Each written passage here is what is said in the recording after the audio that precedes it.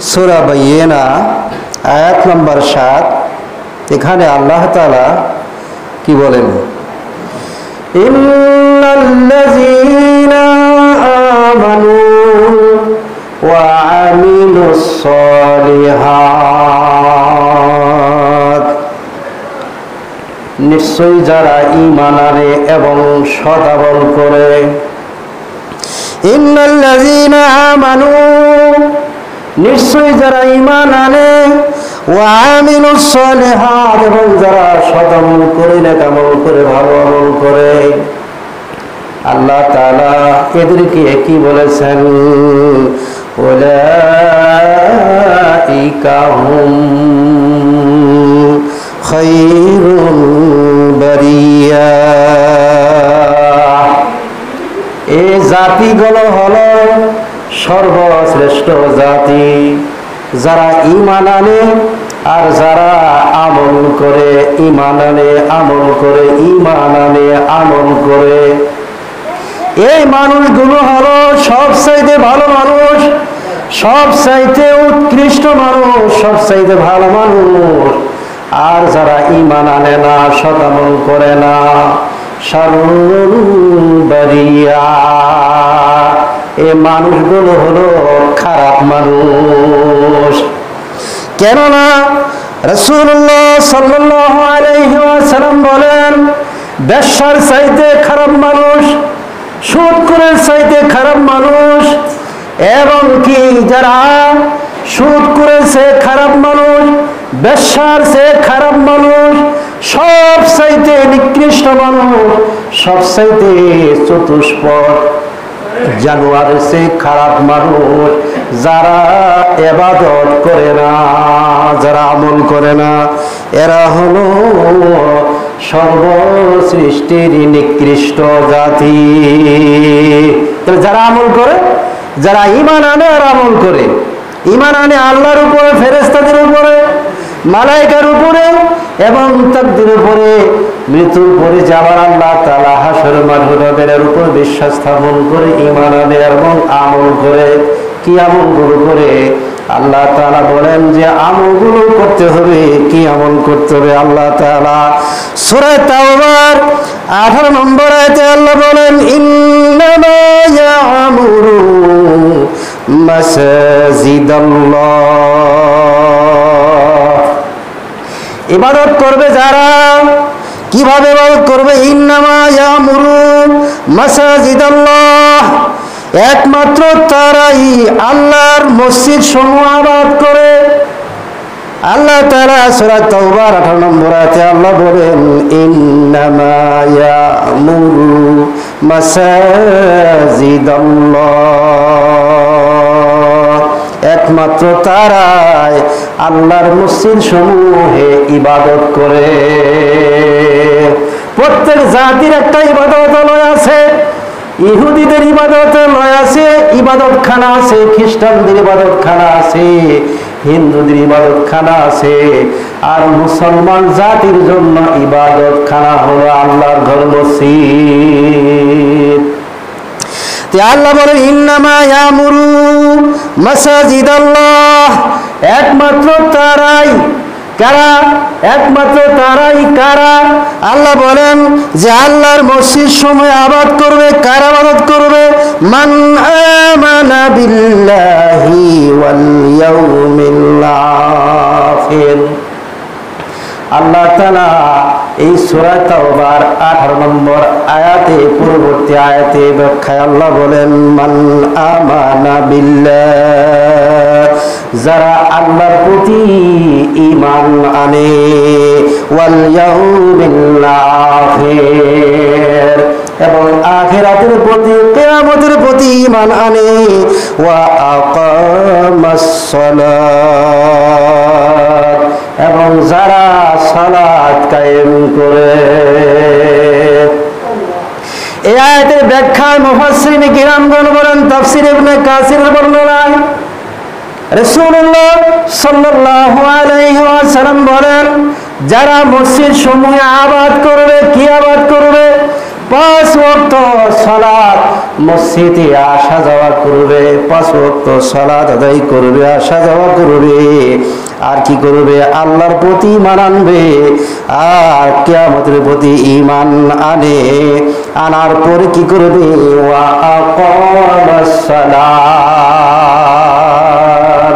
সালাত প্রতিষ্ঠা করবে, সালাত কায়েম করবে। তাহলে মসজিদ ঘরে সালাত আদায় করবে, এই হুকুম কার?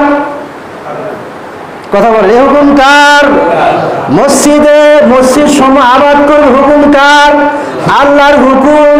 যারা এই হুকুম অমান্য করে তাদের ব্যাপারে আল্লাহ শাস্তি নির্ধারণ করেছেন।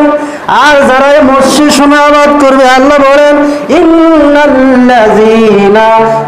আমানু ওয়া আমিলুস সালিহাত, নিশ্চয়ই যারা ঈমান আনে, সৎ আমল করে, এই সৎ আমলের মধ্যে সর্বশ্রেষ্ঠ ইবাদত হলো আল্লাহর হুকুম সালাত।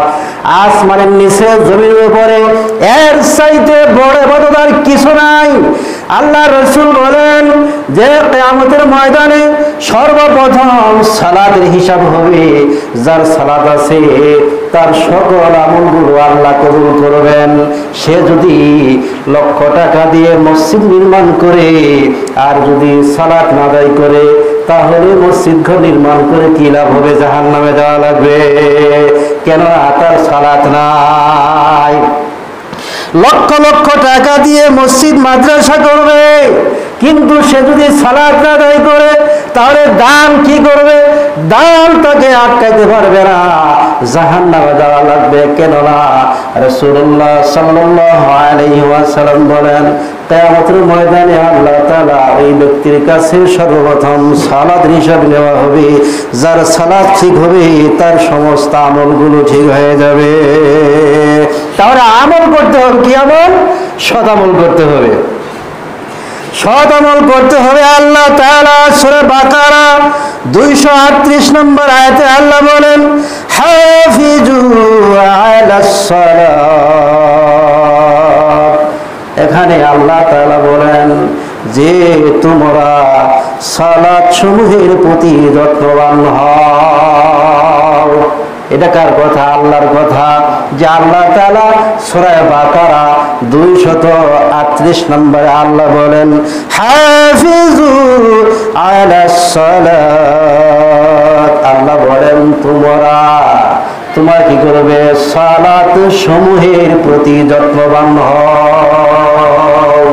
সালাত সমূহ অর্থ ফজরের সালাতে যত্নবান হও, যোহরের সালাতের প্রতি যত্নবান হও, আসরের সালাতের প্রতি তোমরা যত্নবান হও, মাগরিবের সালাতের প্রতি তোমরা যত্নবান হও, এশারের সালাতের প্রতি তোমরা যত্নবান হও। অর্থাৎ যখন আযান হয়, আযান শোনার পরে তোমরা 5 ওয়াক্ত সালাতের প্রতি তোমরা যত্নবান হও, আদায় করে নাও। রাসূলুল্লাহ সাল্লাল্লাহু আলাইহি ওয়াসাল্লাম বলেন, যারা আযান শোনার পরে সালাত আদায় করে না, যারা আযান শোনার পরে সালাত আদায় করে না, কিয়ামতের ময়দানে আল্লাহ তাআলা ফেরেশতাদের হুকুম দিবেন। কি হুকুম দিবেন? যে এমন হুকুম দিবেন, সীসাগুলো গলানো হবে। যে সীসাগুলো গলানো হবে, উত্তপ্ত করা হবে, আগুনে জাল দেওয়া হবে। দেওয়ার পরে ওই সীসাগুলো কানের মধ্যে ঢুকে দেওয়া হবে। কানের মধ্যে ঢুকে দেওয়ার সাথে সাথে তার কান এবং মগজগুলো গলে গলে নিচের পায়ের নিচে জমা হয়ে যাবে। তাহলে কি আযান শোনা যায়? কথা বলেন, আযান কি শোনা যায়? না কান নাই সবার? কোনটা বলেন? কান আছে? আযান শোনা যায়? ভালো শোনা যায়, সুন্দর শোনা যায়? কোনটা? না শোনা যায় না আযান।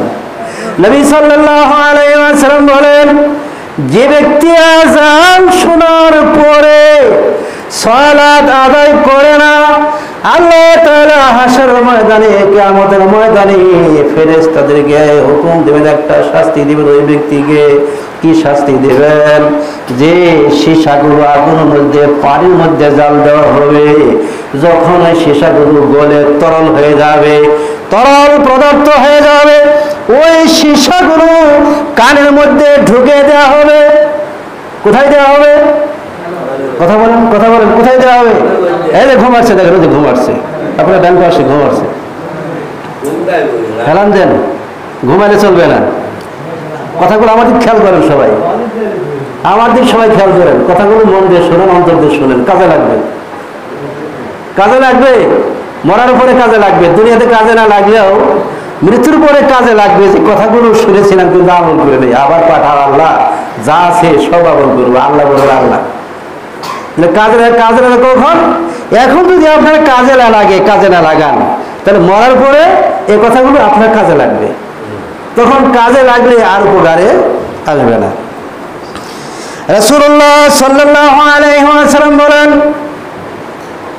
আব্দুল্লাহ বিন উম্মে মাকতুম রাদিয়াল্লাহু তাআলা আনহু একজন জন্মন্ধ মানুষ, সাহাবী। রাসূলুল্লাহ সাল্লাল্লাহু আলাইহি ওয়াসাল্লামের একজন শ্রেষ্ঠ সাহাবী, তার নাম হলেন আব্দুল্লাহ বিন উম্মে মাকতুম। জন্ম থেকে অন্ধ, জন্ম থেকে অন্ধ, চোখে দেখে না, যাওয়া আসা করার জন্য লোক লাগে, রাস্তা দিয়ে যাওয়ার জন্য লোক লাগে। এখন আব্দুল্লাহ বিন উম্মে মাকতুম রাদিয়াল্লাহু তাআলা আনহু রাসূলুল্লাহ সাল্লাল্লাহু আলাইহি ওয়াসাল্লামের কাছে গিয়ে বললেন, ইয়া রাসূলুল্লাহ, ভালো করে শুনেন, আমলের নিয়তে নবীজির কাছে বললেন, ইয়া রাসূলুল্লাহ সাল্লাল্লাহু আলাইহি ওয়াসাল্লাম, আমি তো জন্ম থেকে অন্ধ, আমাকে তো মসজিদে নিয়ে যাওয়া এবং আসার কোনো মানুষ নাই। এখন নবীজিকে বললেন, নবীজি, আমি তো মসজিদে যাইতে পারি না সালাত আদায়ের জন্য, ইয়া নবীজি, আমাকে একটা অনুমতি দেন যাতে আমি বাড়িতেই সালাত আদায় করে নেই। কি বললেন? যে আমাকে একটু অনুমতি দেন, আমি একটু বাড়িতেই সালাত আদায় করে নেই। কেননা রাস্তা থেকে, বাড়ি থেকে মসজিদে নিয়ে যাবে এমন কোন লোক নাই। আপনাদের আছে? কথা বলে আপনাদের আছে? আমরা তো লাগে না, চোখে দেখি আমরা, নাকি বলেন? আল্লাহ, চোখে যারা দেখে না তাদের যে কি অবস্থা, চোখে যারা দেখে না তাদের কি অবস্থা। দুনিয়ার আলো দেখে না, দুনিয়ার কোনো মানুষ দেখে না, কোনো জীবজন্তু, কোনো কিছুই আল্লাহ তারা দেখে না। কিন্তু আমাদের চোখ আছে, চোখ দিয়ে সব কিছু দেখতে পারি, হাঁটতে পারি, চলতে পারি, টাকা গুনতে পারি, সকল কিছু দেখতে পারি, আনতে পারি, চলতে পারি, ফিরতে পারি, আমাদের চোখ আছে। কিন্তু আব্দুল্লাহ বিন উম্মে মাকতুম একজন সাহাবী, রাসূলুল্লাহ সাল্লাল্লাহু আলাইহি ওয়াসাল্লামের নবীজির কাছে বললেন, নবীজি, ইয়া রাসূলুল্লাহ, আমাকে একটা অনুমতি দেন যাতে আমি বাড়িতেই সালাত নামাজ আদায় করে নেই। সালাত তো বোঝেন নাকি? সালাত বোঝেন তো? নামাজ, সালাত আমি বাড়িতে আদায় করে নেব। রাসূলুল্লাহ সাল্লাল্লাহু আলাইহি ওয়াসাল্লাম বলেন, যাও, তোমার অনুমতি দেওয়া হলো। কিছু দূর যাওয়ার পরে রাসূলুল্লাহ সাল্লাল্লাহু আলাইহি ওয়াসাল্লাম উম্মে মাকতুমকে ডাকলেন, হে আব্দুল্লাহ বিন উম্মে মাকতুম। ডাকলেন, ডাকার পরে জবাব দিলেন, জবাব দেওয়ার পরে বললেন, কাছে আসো। নবীজির কাছে আসলেন। নবীজির কাছে আসার পরে রাসূলুল্লাহ সাল্লাল্লাহু আলাইহি ওয়াসাল্লাম বললেন, আব্দুল্লাহ বিন উম্মে মাকতুম, তুমি কি আযান শুনতে পাও? কথা কি বললেন? কথা কি বললেন? আযান কি শুনতে পাও? কথা বলতে হবে, জবাব দিতে হবে, তাহলে বুঝবেন যে আপনারা আওয়াজ শুনতেছেন এবং আমল শুনতেছেন। আর যদি হু হা কিছুই না করেন তাহলে বুঝতে পারবেন যে আপনারা শুনতেছেন না, আমার মনে রাগ করে বসে আছে। তাহলে আব্দুল্লাহ বিন উম্মে মাকতুমকে বললেন রাসূল, যে তুমি কি আযান শুনতে পাও? কি বললেন? তুমি কি আযান শুনতে পাও? আব্দুল্লাহ বিন উম্মে মাকতুম বললেন, ইয়া রাসূলুল্লাহ, ইয়া হাবিবাল্লাহ, আমি আযান শুনতে পাই। নবীজি বললেন, আব্দুল্লাহ বিন উম্মে মাকতুম, তোমাকে মসজিদে এসে সালাত আদায় করতে হবে, তোমাকে মাহরুম দেওয়া, রুখসত দেওয়া হলো না। তাহলে আযান কি শুনতে পান আপনারা? পান শুনতে? এরপরে কি বাড়িতে সালাত পড়েন? চলবার কয়দিন? এর উপরে ব্যাখ্যা বিশ্লেষণ চলবে কয়দিন? এই নামাজের উপরে এখন আপনারা পরে রান্না করেন, কাজে লাগবে, মরার পরে এখন কাজে লাগবে না, মৃত্যুর পরে কাজে লাগবে। যে বলবেন যে কথাগুলো শুনেছিলাম, কোরআন হাদিসের কথা বলেছিল, সালাতের কথা, আল্লাহ তাআলা সেদিন জিজ্ঞাসা করবেন যারা জাহান্নামে যাবে, জাহান্নামীদেরকে আল্লাহ বলবেন, ও জাহান্নামীরা তোমরা কেন জাহান্নামে আসছো? তখন জাহান্নামে বলবে, আল্লাহ আমরা দুনিয়াতে সালাত আদায় করি না, এই জন্য জাহান্নামে আসছি। আল্লাহ সেদিন জবাব দিবে, জবাব দিবেন আল্লাহ তাআলা।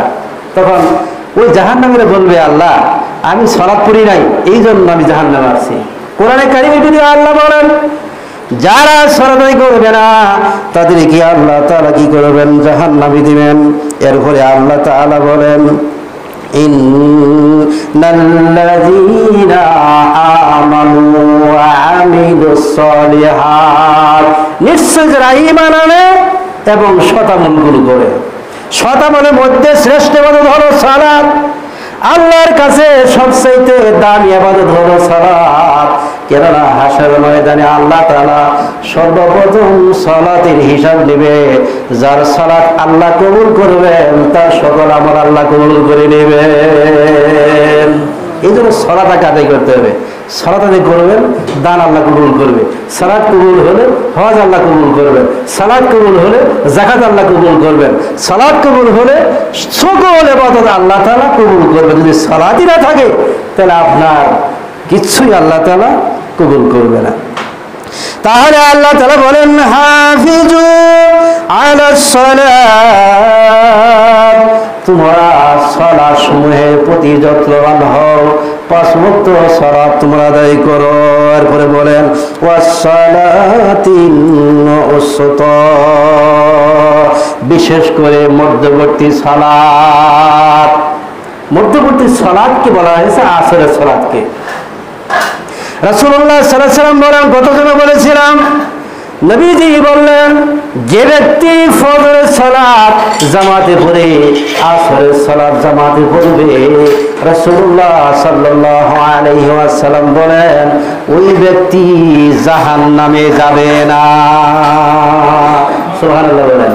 তাহলে যে ব্যক্তি ফজরের সালাত এবং আসরের সালাত এই দুই সময়ের সালাত জামাতের সহিত আদায় করে গুরুত্ব দিয়েছেন। এই দুই সময়ে কেন গুরুত্ব দিয়েছেন? কত সময় বলছে আপনারা শুনছেন, শোনেন না? কত সময় গুরুত্বটা বলেছি, কত সময়। তাহলে এই দুই ওয়াক্ত সালাতের প্রতি বিশেষ গুরুত্ব রয়েছে।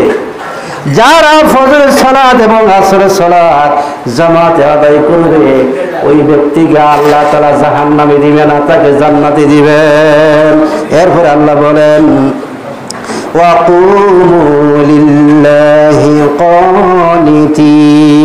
কানিতিন, আর আল্লাহ বলেন যে আমার উপদেশগুলো তোমরা মেনে নাও, আমার উপদেশগুলো তোমরা মেনে নাও, নির্দেশগুলো তোমরা মেনে নাও, আর তোমরা বিনীতভাবে দাঁড়াও সালাতের জন্য। ভয় ভীতি নিয়ে, একনিষ্ঠ নিয়ে ভাবে তোমরা সালাতে দাঁড়াও, তাহলে আল্লাহ তাআলা সালাত কি করবেন? কবুল করবেন। এরপরে আল্লাহ বলেন যারা আল্লাহর ইবাদত গুলো করবে, আল্লাহ বলেন সূরা বাইয়িনার 8 নম্বর আয়াতে, সূরা বাকারা 25 নম্বর আয়াতে, সূরা ইউনূস 9 নম্বর আয়াতে আল্লাহ তাআলা সূরা বাইয়িনা 8 নম্বর বলেন জাযাউহুম ইনদা রাব্বিহিম জান্নাতুন আদনি তাজরি মিন তাহতিহাল আনহার। যারা আমল করবে, সৎ আমল করবে, ঈমান আনবে এবং আমল করবে, আল্লাহ তাআলা তাদের জন্য কি রয়েছে? তাদের উপর নিকট, তাদের রবের নিকটে আছে পুরস্কার। কি পুরস্কার আল্লাহ দিবেন? আল্লাহ বলেন তাদের পুরস্কার হবে স্থায়ী জান্নাত, স্থায়ীভাবে জান্নাতে থাকবে। যারা ঈমান আনবে এবং সৎ আমল করবে, নেক আমল করবে, 5 ওয়াক্ত সালাত আদায় করবে, আল্লাহ তাআলা বলেন তাদের জন্য পুরস্কার হবে স্থায়ী জান্নাত। এরপরে আল্লাহ বলেন তাজরি মিন তাহতিহাল আনহার, ওই জান্নাতের নিচ দিয়ে 4টি নহর প্রবাহিত হবে। কটা হবে নহর? চারটি নহর প্রবাহিত হবে। সেই নহরগুলি আল্লাহ তাআলা বলেন, কাউসার থাকবে পানির নহর, 2 নম্বর থাকবে দুধের নহর, 3 নম্বর থাকবে মধুর নহর, এরপরে থাকবে শরাবের নহর। এই চারটি নহর প্রবাহিত হবে। কাউসার থাকবে, আল্লাহ বলেন ইন্না আতাইনাকাল কাউসার, আল্লাহ তাআলা কাউসার দান করবে। সে কাউসার পাবে মুহাম্মদ সাল্লাল্লাহু আলাইহি ওয়াসাল্লাম, হাউজে কাউসারের পানি। আর সেদিন যখন হাসর ময়দানে সূর্য যখন মাথার অর্ধ হাত উপর আসবে, জমিন তামা হয়ে যাবে, এই সময় আল্লাহ তাআলা ওই ব্যক্তিকে আরশের ছায়ায় স্থান দিবেন, যারা 5 ওয়াক্ত সালাত মসজিদে এসে আদায় করে চলে যাবে। আল্লাহ তাআলা সেদিন 5 ওয়াক্ত সালাত আদায়ের কারণে আল্লাহ তাআলা আরশের ছায়ায় স্থান দিবেন, আর তাদেরকে হাউজে কাউসারের পানি পান করাবেন। সেই পানি পান করাবেন আমাদের নবী মুহাম্মদ রাসূলুল্লাহ সাল্লাল্লাহু আলাইহি ওয়াসাল্লাম। পানি পিপাসা যখন পানি পান করবে, কিয়ামত পর্যন্ত ওই ব্যক্তির আর পানি পিপাসা থাকবে না। তাহলে পানি যে পান করবে তা থেকে আপনি পাবেন, আমরা পাবো, আশা করা যায়? পাবেন সবাই? বাহ, সবাই পারবেন না, সবাই পারবেন না। কেননা আল্লাহ বলেন ইন্নাল্লাযীনা আমানু ওয়া আমিলুস সালিহাত, নিশ্চয় যারা ঈমান আনে এবং সৎ আমল করে। এখন এই সৎ আমল আপনার মধ্যে আছে কিনা, আমার মধ্যে আছে কিনা? যদি থাকে তাহলে হাউজে কাউসারে পানি পান করতে পারবেন। আর যদি না থাকে তাহলে নবীজি বলবেন সুহকান সুহকান লিমান গায়্যিরা মিন বাদি, দূর হয়ে যাও, দূর হয়ে যাও, অতঃপর সে দূর হয়ে যাবে আর পানি পান করতে পারবে না। আল্লাহ তাআলা সূরা আলার 14 নম্বর আয়াতে বলেন قد أفلح من تزكى وذكر اسم ربه فصلى, সফল কাম তো তারাই হয়েছে। আল্লাহ তাআলা বলেন ওই ব্যক্তিরাই সফল কাম হয়েছে যে ব্যক্তিরা পবিত্র অর্জন করার পরে কি করে, শিয়র রবের উদ্দেশ্যে সালাত আদায় করে, তারাই সফল কাম হবে। আর যারা পড়ে না তাদের জন্য কি হবে? ওয়ামতাজুল ইয়াউমা আইয়ুহাল মুজরিমুন, সেদিন হাসরের ময়দানে আল্লাহ তাআলা বলবেন হে গুনাহগাররা, আল্লাহ গুনাহগারদেরকে ডেকে বলবেন হে গুনাহগাররা তোমরা আলাদা হয়ে যাও। অতঃপর আল্লাহ তাআলা মানুষকে বাছাই করবেন হাসরের ময়দানে। দল হবে কয়টা? 4টা দল হবে। আজকাল বলবো না, আগামী জমায় হবে। এই 4টি দলের মধ্যে আমি আর আপনি আছেন কিনা? আল্লাহ তাআলা কি করবেন? ওয়ান্তাজুল ইয়াউমা আইয়ুহাল মুজরিমুন, সেদিন আল্লাহ তাআলা হাসরের ময়দানে সমস্ত লোক একত্র হবে। তখন আল্লাহ বলবেন হে গুনাহগারেরা তোমরা আজকে আলাদা হয়ে যাও। নেকি যারা করছে, আমল যারা করছে, ঈমানদার আমলদার, তাদের কাছ থেকে তোমরা আলাদা হয়ে যাও। অতঃপর আলাদা হবে। আর আলাদা হওয়ার পরে কয়েকটা দলে বিভক্ত হয়ে যাবে। এই কয়েকটা দলের ভিতরে আমি আছি কিনা আপনি আছেন কিনা এটা আগামী জুমায় ব্যাখ্যায় বলা হবে। সূরা ইয়াসিনের 49 নম্বর 59 নম্বর আয়াতের ব্যাখ্যা আগামী জুমায় বলবো ইনশাআল্লাহ তাআলা সালাতের মাধ্যমে। আল্লাহ তাআলা আমাদের প্রত্যেককে যে কথাগুলি বললাম এই কথাগুলো যেন আমরা সকলেই আমল করতে পারি সেই তৌফিক আল্লাহ তাআলা দান করুন। আমিন। সুবহানাকা আল্লাহুম্মা বিহামদিকা আশহাদু আল্লা ইলাহা ইল্লা আনতা আস্তাগফিরুকা ওয়া আতুবু ইলাইক। আসসালামু আলাইকুম ওয়া রাহমাতুল্লাহি ওয়া বারাকাতুহু।